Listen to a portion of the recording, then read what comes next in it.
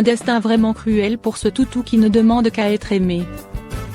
Tout le monde au refuge pour animaux de Salzgitter a adoré le vieux mélange berger-husky. C'est pourquoi tout le monde était incroyablement heureux lorsque le toutou a été adopté. Tout le monde espérait que tout se passerait au mieux pour Robert, car il le méritait vraiment. Un troisième abandon. En effet, le pauvre Robert a déjà été ramené au refuge à 2 reprises. Les bénévoles espèrent que cette fois tout ira bien et que le toutou âgé pourra tranquillement finir sa vie dans une belle maison, entouré d'amour. Mais il n'en a rien été. Seulement quelques heures après son adoption, le pauvre Robert a été déposé chez le vétérinaire car sa santé n'était pas bonne et ses nouveaux humains n'en voulaient plus. Dépités, les bénévoles du refuge mettent alors tout en place pour que le toutou trouve une nouvelle famille, mais ce n'est pas simple. Des adieux déchirants. Finalement, Robert est décédé au sein du refuge, sans avoir la chance de recevoir l'amour d'une famille avant de mourir. Pour les bénévoles, ce destin est inacceptable et ils ont poussé un coup de gueule sur leur page Facebook où de nombreuses personnes se sont émues du sort du toutou qui est aujourd'hui auprès de son premier maître adoré dont il a été séparé suite au décès de ce dernier. Mon chien perd trop de poids, pourquoi, et que faire ? En général, quand il s'agit du poids de son chien, on cherche à éviter qu'il en prenne, ou des solutions pour l'aider à perdre quelques centaines de grammes.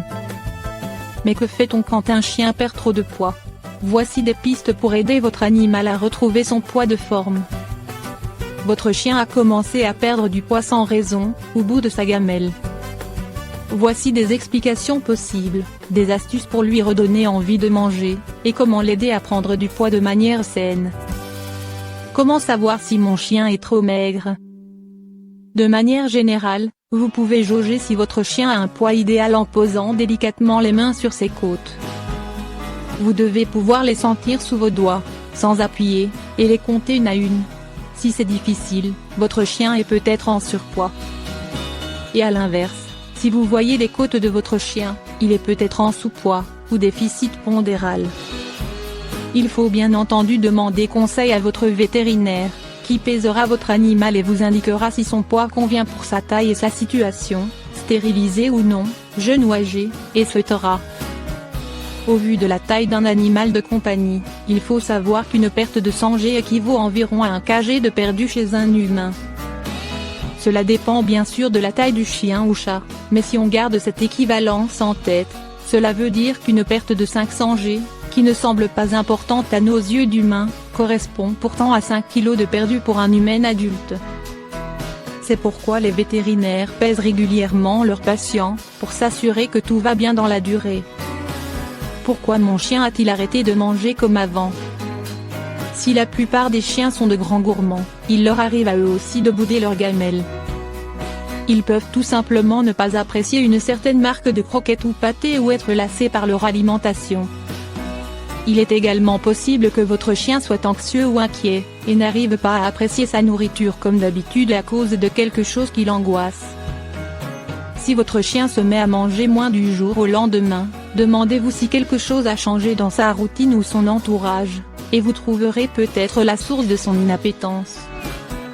Demandez-vous aussi si votre animal fait plus d'exercice qu'avant, peut-être qu'il a maigri car il se dépense plus, sans avoir plus d'apport calorique au quotidien. Si c'est le cas, renseignez-vous auprès de votre vétérinaire pour adapter les rations de votre animal en conséquence. Vérifiez aussi qu'un autre animal de la maison n'est pas en train de piocher dans la gamelle de votre chien lorsqu'il a le dos tourné. Comment aider mon chien à prendre du poids ? Attention à ne pas chercher à faire grossir votre chien à tout prix, en lui donnant un maximum d'aliments riches en lipides. Augmentez les rations de votre chien en douceur. Il faut vous assurer que votre animal a tous les nutriments dont il a besoin, et cela passe par une variété d'aliments, y compris des légumes pauvres en calories, pour ne pas faire augmenter son taux de cholestérol. Sinon, cela reviendrait à remplacer un problème par un autre. Lisez bien l'étiquette de ces croquettes, et vérifiez les quantités préconisées pour un chien sa taille. Si besoin, commencez par augmenter très légèrement la ration de votre chien, en demandant conseil à votre vétérinaire. Encouragez-le à goûter d'autres aliments. Si vous pensez que les croquettes du chien sont en cause, faites-lui goûter quelques croquettes d'une autre marque.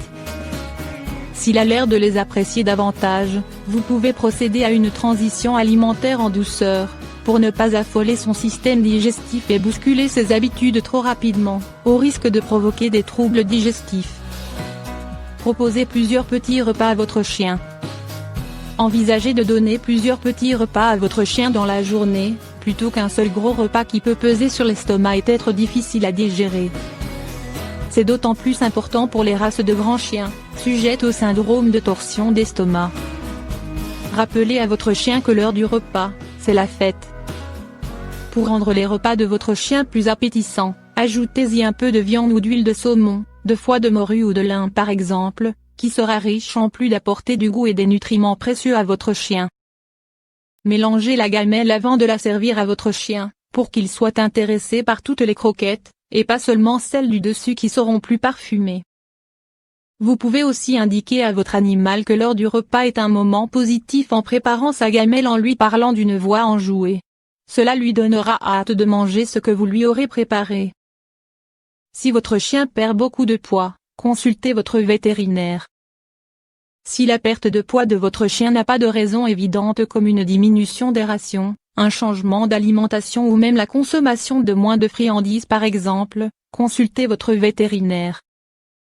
Votre chien est peut-être anxieux et ne souhaite pas manger comme d'habitude, ou a peut-être des douleurs au ventre qui font qu'il évite la prise de nourriture le plus possible. Il peut aussi souffrir d'anorexie, ou si c'est une femelle, elle attend peut-être des petits. Quoi qu'il en soit, le problème ne partira pas tout seul, et votre vétérinaire pourra examiner votre animal pour vous dire si la perte de poids est problématique ou juste passagère et non significative. Les chiens comme les humains ont des fluctuations de poids, et elles sont souvent liées à un changement de mode de vie. Votre vétérinaire saura vous conseiller pour vous indiquer ce qu'il faut faire pour que votre compagnon retrouve la forme.